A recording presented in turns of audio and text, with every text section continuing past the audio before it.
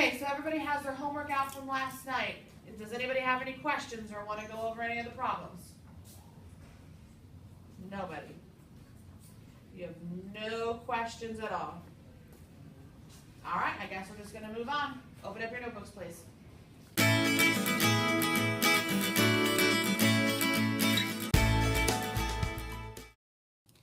One of the hardest things that teachers struggle with is homework check and going over the homework with our students. They usually come in, we ask them to take out their homework, and from there we ask, okay, do you have any questions? And of course, a lot of times you get that blank stare or silence, and therefore you either think, one, they're okay and we'll move on, or two, that we need to go over every problem because you know that they don't have the correct answer for everything. So what we've been doing is implementing Socrative for homework input. The students will come in, they'll take out their homework, open their iPads, and go on to Socrative, where we've set up a little quiz, usually a multiple choice, and they go through each of their answers and select the answer that they got. But then as the stuff is coming in, I'm able to see which problems students are getting right and which problems are they getting wrong. So for example, for question 1, if 80% of the class is getting it right, I don't have to go over that question. But in question 2, only 20% got that right. That's a trigger that I need to go over that question again with the entire class.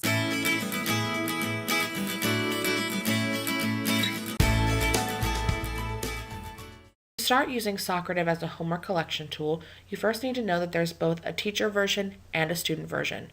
Both versions have an app for the iPad, and both versions can be accessed on the desktop. So to begin, you're going to want to log in to the website socrative.com. Once you do that, you're going to see this is their main screen. So to begin, you're going to want to click on the quizzes button. Once you've clicked on the quizzes button, you're going to want to click on create a quiz. The first step for creating the quiz is to name the quiz. You can see here that I've named this quiz one-step equation. Now that I have the homework, I can go ahead and start creating the quiz.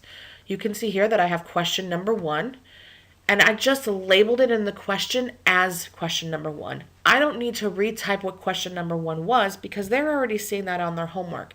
This is not a quiz to see if they know how to do something. This is just a quiz to see what they got on their homework. You can also see I have 4 answer choices here. I have the correct answer choice. If they made a simple mistake, probably what the next obvious answer choice would have been. None of these, and I didn't do my homework. Now that I'm done creating my quiz, I need to go back out to the main screen, and I'm ready to launch my quiz. So you can see up in the top, I'm ready to click on Launch. Once I've selected Launch the Quiz, this screen will appear.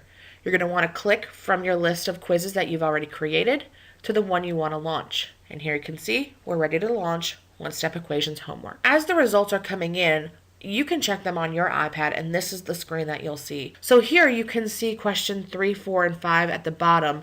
The class total is only 40% of them getting them right.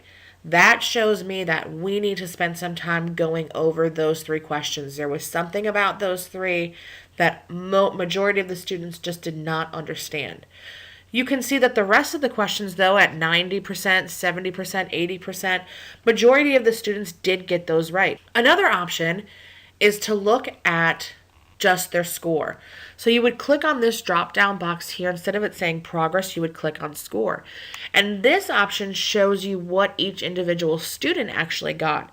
So if you wanted to do more individual targeted instruction and pull students for a small group, you can see here that I would probably take these 4 students, maybe along with the person who did not do their homework, and make sure in general that they didn't have any misconceptions so that all of my students are able to be successful.